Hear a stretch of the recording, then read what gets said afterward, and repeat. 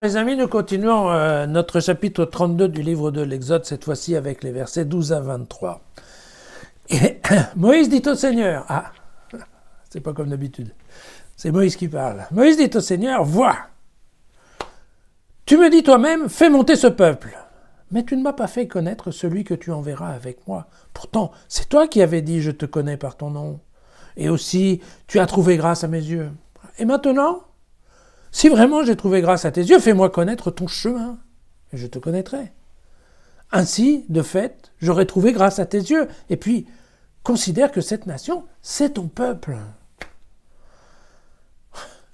Alors il dit, mais irai-je en personne t'accorder le repos ? Si tu ne viens pas en personne, ne nous fais pas monter d'ici. À quoi donc reconnaîtra-t-on que moi et ton peuple, nous avons trouvé grâce à tes yeux ?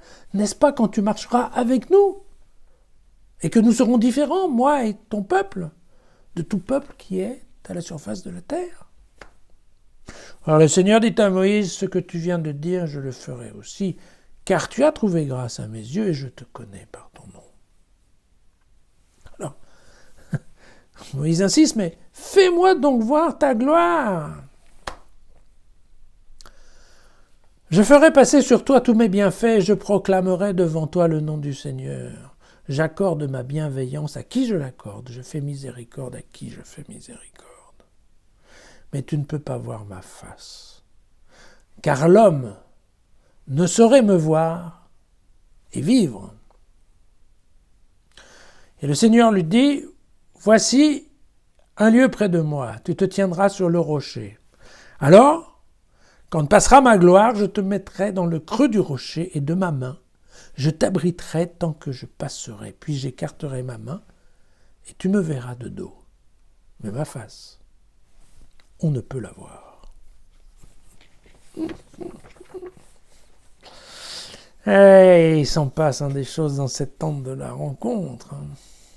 En tout cas, ce qui est certain, c'est que Moïse manque pas de courage, parce qu'il rouspète et il est vraiment... par rapport à Dieu, il y va fort quand même. Il n'a pas peur.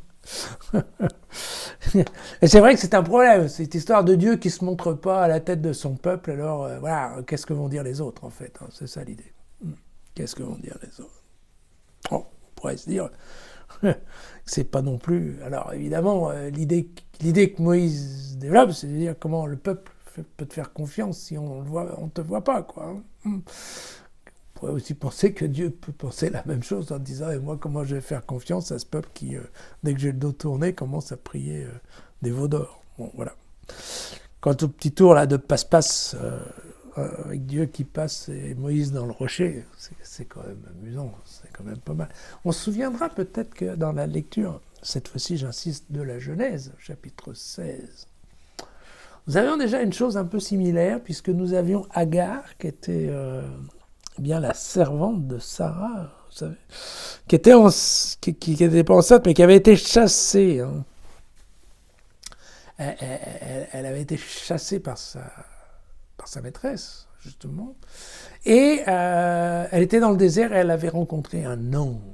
Je ne sais pas si vous vous souvenez, mais ça se passait au puits de Laï, parce que Laï, qui me voit, voilà, c'est Dieu qui me voit. Et donc il y avait déjà cette histoire de cette question, Dieu, on ne peut le voir, on ne peut voir sa face.